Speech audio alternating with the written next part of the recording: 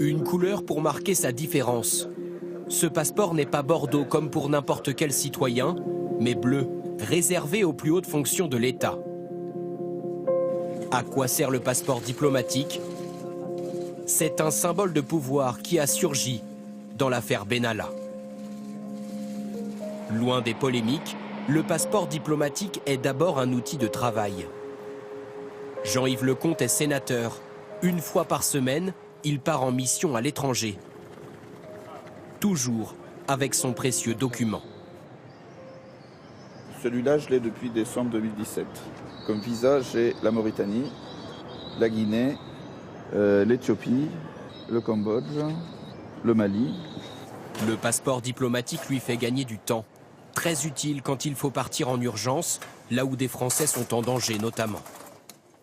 Il y a quelques pays pour lesquels il y a une exemption de visa, alors que sur un passeport classique, il n'y a pas d'exemption de visa. Je pense à la Chine, à l'Inde, à la Russie, à des pays qui sont importants.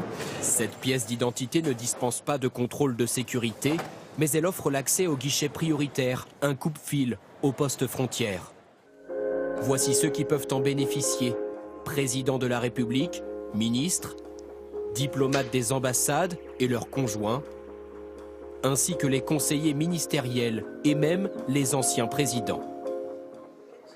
Parfois, les titulaires n'en ont pas un, mais deux. C'est le cas d'Olivier Cadic, lui aussi sénateur des Français de l'étranger. 2 passeports pour contourner les lenteurs administratives. Vous voyagez qu'avec un seul passeport.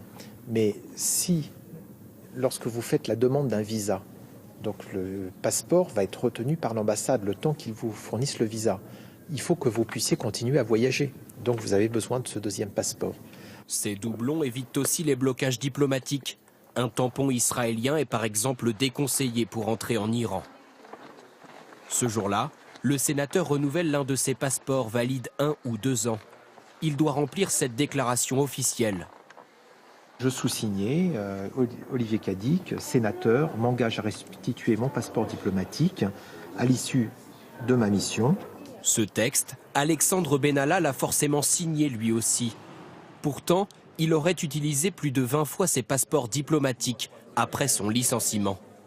Je reconnais là une faute de ma part, un manque de discernement peut-être. Comment est-ce possible?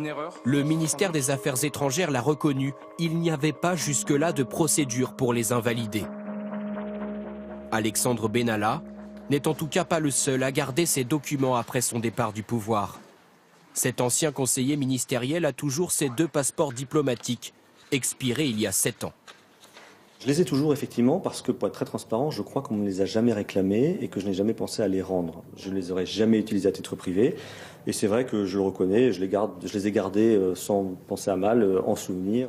Guillaume Didier assure qu'il ne les a jamais utilisés à titre personnel, même s'ils sont un atout pour bâtir un carnet d'adresses.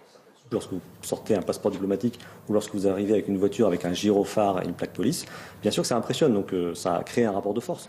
Le passeport n'offre toutefois aucune immunité à l'étranger. Celle-ci est réservée aux ambassadeurs et cadres diplomates.